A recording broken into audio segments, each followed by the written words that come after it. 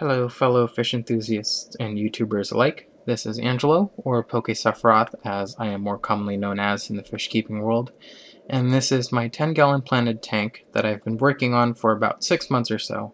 I've decided that this tank has finally achieved the look and feel of a tank that I am happy with. It's been quite the project from switching to plastic plants and Decker to a more natural setup, but I think it's all paid off in the long run.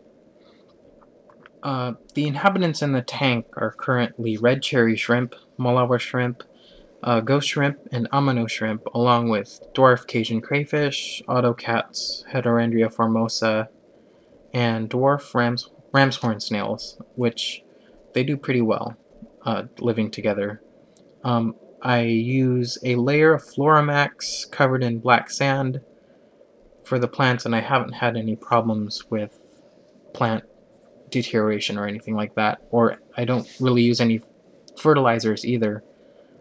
I've been told that a lot of people like to use liquid fertilizers for their plants, but I haven't run into that problem. So, as for plants, I have Egeria densa, Ludwigia repens, Amazon swords, a Marimo moss ball, pearlgrass, Anubias, a crypt, some guppy grass, floating dwarf water lettuce, and a Java moss wall, which I have been working on for several months now, and it has grown out pretty well. So I'm pretty happy about that. If you are interested in making one of those, they can be found on YouTube, and they're fairly easy to make. If you're just patient enough, then that should be good enough.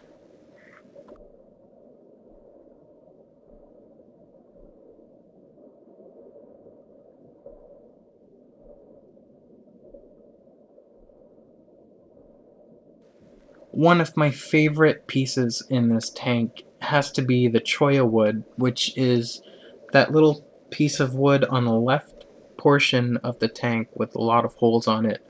It's really great for putting in plants. I put my Amazon swords in there and my crypts, and they seem to be doing really well. They aren't touching any gravel whatsoever, so the root system is intact within the cholla wood.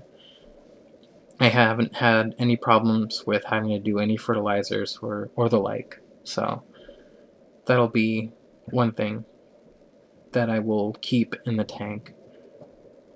One thing about the cholla wood, however, is that it tends to rot a lot faster than driftwood, so you will have to change that from time to time. I would say about in 2 years or so.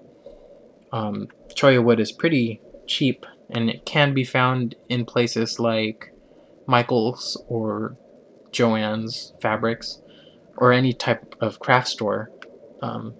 Just look around, and if you can't find any, you might have some luck finding it in pet shops, although they do somewhat sell them at an increased price. So if you can find them in craft stores, then that's great. And that's basically it for my 10-gallon planted tank. Thank you so much for watching, and I would also like to thank Aquarium Fish Lover 1 on YouTube for making such wonderful videos, and a lot of his advice has definitely given me inspiration to work on my tank, and I hope it gives more inspiration to everyone else. I'd also like to thank everyone on WashingtonFishbox.com. That forum is really great. If you have time, I think you guys should check it out. It's wafishbox.com, and it's a forum for other fish enthusiasts that live within Washington State.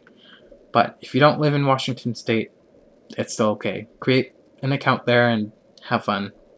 That's pretty much it. Alright, thanks.